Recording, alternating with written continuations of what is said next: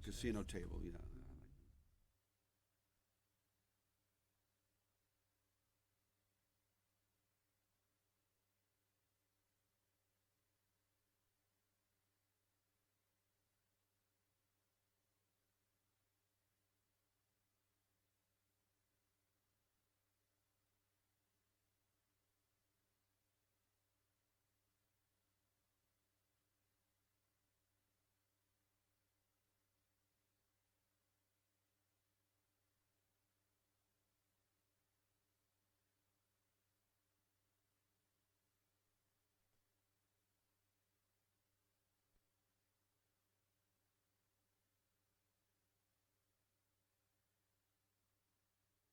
Well, that was something. You got to really get your America groove on with that, didn't you? That was from this past August at the Cannery.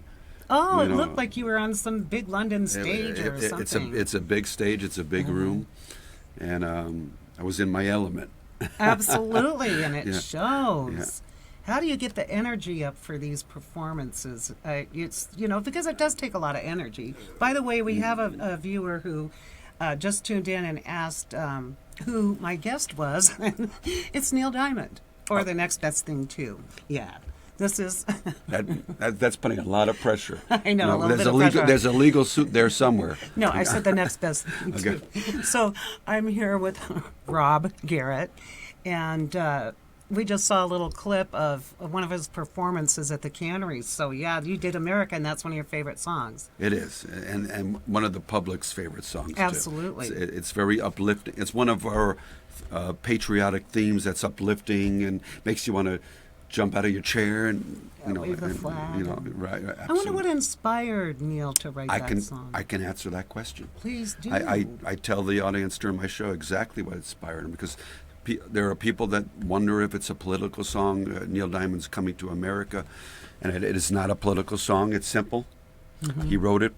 If you know anything about the song, it's about the people in at the turn of the 19th century, people like my grandparents, and he wrote it for his grandparents who came over to this country at the turn of the century seeking freedom, prosperity, on the boats and on the planes that are coming to America. It was lovely. It just Yeah. gives you goosebumps, doesn't it? Absolutely. Quite a bit of his songs can bring up that Cole Nidre that he did. In the Jazz well, Singer. he didn't write that one. That's No, I that's, know that, but I'm just saying the way he sang that. yeah. It just there's something, and it just comes from here, doesn't it? I mean, where does it come from? It's got to be like just we've all grown up with lots of great songwriters, but here's the thing: Neil Diamond, as a way of writing songs, the very emotional songs that touch that touch our. In fact, he reaches into our hearts. He takes the words out of our heart and he puts them to paper. Right. And he writes songs that the average human being can relate to. Exactly. About dreaming, about love, and so forth. Things that we can, that we, like I said, the public personifies or are able to relate to, and that's his genius. Do you do any songwriting or? That what I tried it when I was a young man, and it wasn't my thing. I mean, that's I can replicate everything of him on stage except for his songwriting ability. Well, you can't have everything. That's an ability I do not have. Right, but you have everything else. So except his money. Right. Except his money, but things can change. This is Las Vegas, Lady Luck, and all that. So, are you going to celebrate his birthday with him? Well, not together. Not together. We're not going out to Red Lobster Darn or anything. it. Okay, but we have no. a special show planned. Yeah, we have two. We have two planned. And, for now, two. I'm sure there's going to be more. But we're doing one on Neil Diamond's birthday. He turned 75 on January 24th, and on the 23rd we'll be up in Mesquite at the Casablanca. Oh, nice. Which is another big room, and that great day trip for us locals. Not really. that far, No, it's great. Less than an hour, and then on the 30th here in Vegas at the Starbite Theater. I don't know if you're familiar with that. Yeah. Yeah, up in Sun City Summer.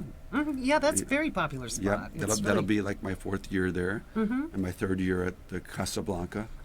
So. And you'll still be at Tommy Wynn's. Yep, because that's just Sundays. So Right. so none of the other shows affect. Right. Oh, that. yeah. But you're not going to do a birthday tribute as well at Tommy Wynn's? Or... Of course I will. Oh, so you got Of it all course. going on. I just haven't even thought about it. So at he'll be this how point. many years old if he keeps celebrating his 75th birthday? Sooner or later, I'm gonna catch up to him. I mean, but for every birthday is another 75 years. You're right. I can't do that kind of math, you know.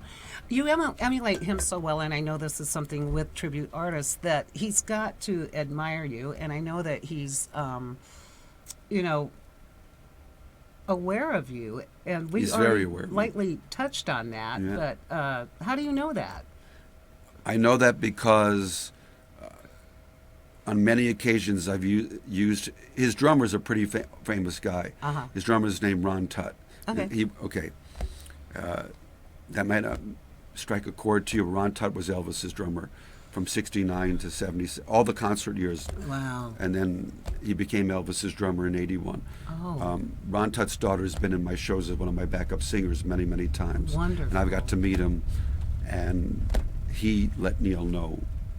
Plus, I'm all over the internet, too. Yes, you are, yeah. Yeah. Do you think Neil surfs the internet? Absolutely. Neil- He's big on Twitter.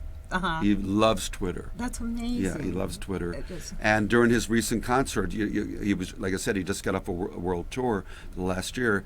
His wife was shooting, I forgot the name of it now, shooting him live and putting it out on the internet. Oh, great. And so, yeah, I think he's into that stuff. Well, that's good. I mean, it's like a learning curve every day. As you know, every time I turn around and I master something, they come up with something else. Yeah. You know, they pile on Instagram on top of Instagram and all that. But so yeah, I don't think Neil is probably planning on retiring, and you don't have any retirement plans, do you? Not as long as he's popular. You'll just keep it going. Yeah, because he's still very popular. He's still one of the biggest I concert. think you've had something to do with that. I really do. I think great I tribute know. artists really help push a star along. I do.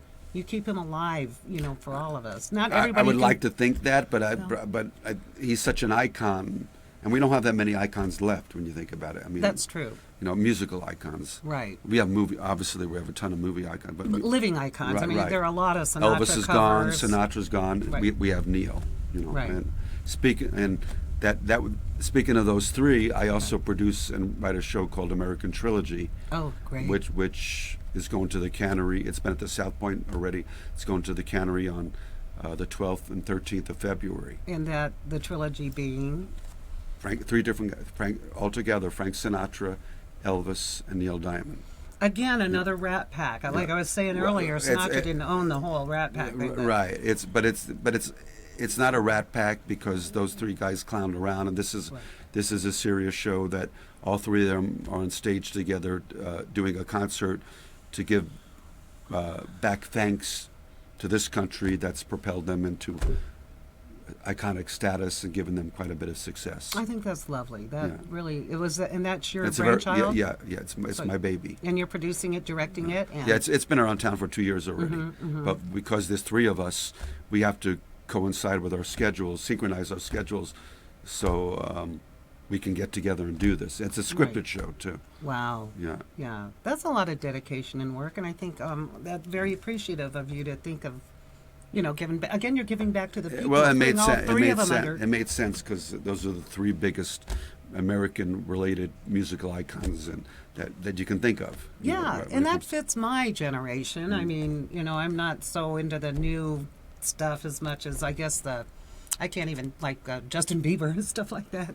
Yeah, My roots are 70s and 80s and proud of it. We're going to be back in a minute, and we have another little video clip. And our chatter keeps asking who you are, so I guess I have to keep repeating your name. It's my karma for mispronouncing your name. I am with Rob Garrett, and he is just one of the top a tribute artist for Neil Diamond. And he's playing at Tommy Wynn's Theater every Sunday. It's across from the Monte Carlo. It is. It's kind of hard to find if you don't know where It's tricky. Yeah, but it's worth the find. I'll It's tricky. put it that way. Across from Monte Carlo, but sandwiched in between Walgreens and Fatburger, there's the theater. Yeah, but once you do find it, you take that little drive now. That's all good. Once you do it the first time, you're in. And the information for the website and the address and everything should be scrolling as we speak. We're going to take a break here. When we come back, we're going to play another little video clip because both of them are so fantastic. Thank you. Of Rob I'm looking forward. as Neil Diamond. And I'm going to give a little nod here to the Red Roof Inn on Paradise across from the Hard Rock. They're my sponsors. Thank you. We love the Red Roof Inn. We love the Red Roof Inn. Stay tuned. We're just going to keep it going. We'll be right back.